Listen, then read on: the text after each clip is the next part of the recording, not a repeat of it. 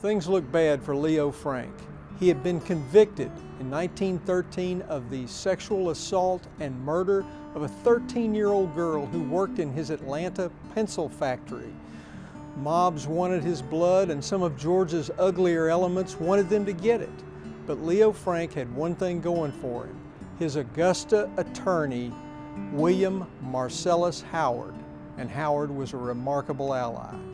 A University of Georgia graduate and former state solicitor for North Georgia, Howard ran for Congress and won re-election 6 times.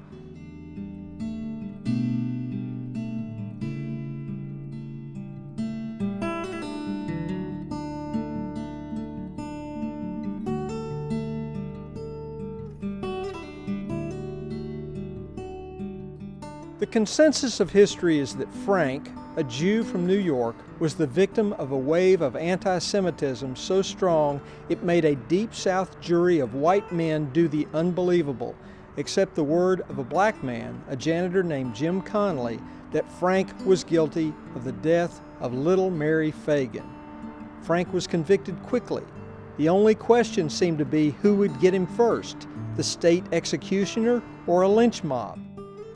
Howard was the counsel brought in to try to convince Governor John Slayton to commute Frank's death sentence. As an old prosecutor, Howard knew how to do that. He hammered the prosecution's case against Frank. He found 19 discrepancies in the trial testimony, and he pretty much convinced everyone that the main witness against Leo Frank, Jim Conley, the custodian or janitor in the pencil factory, might have been the one who actually perpetrated the murder. What happened? I'll tell you about that when we get back.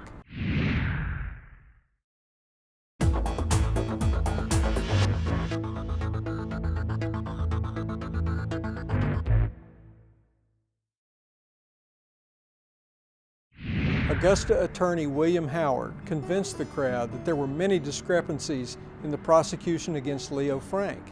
He persuaded them, and most importantly, he persuaded Governor John Slayton. After much soul-searching, Slayton reached a decision. In one of the more principled and politically courageous decisions in Georgia history, Slayton considered the evidence and Howard's argument.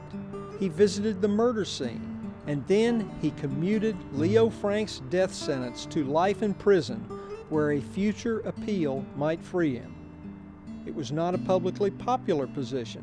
The governor told his wife that he thought he himself might be killed. It didn't come to that, although mobs did converge on the Georgia governor's mansion. The governor left office soon after the decision, and he and his wife moved out of Georgia, not to return for a decade.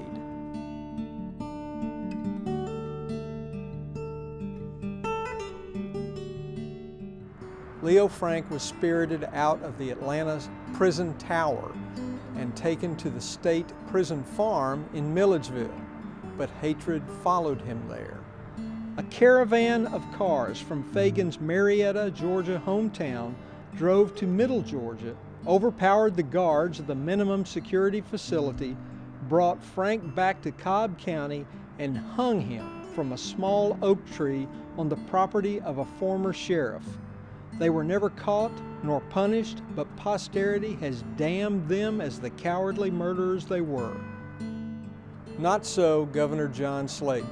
Posterity has given him praise for the principled stand that he made. Posterity, however, has seemed to have forgotten a little bit about William Marcellus Howard, the Augusta attorney who gave him the information to make that principled stand. For more of Kirby's Augusta, subscribe to us on YouTube or check us out on AugustaChronicle.com. Thank you.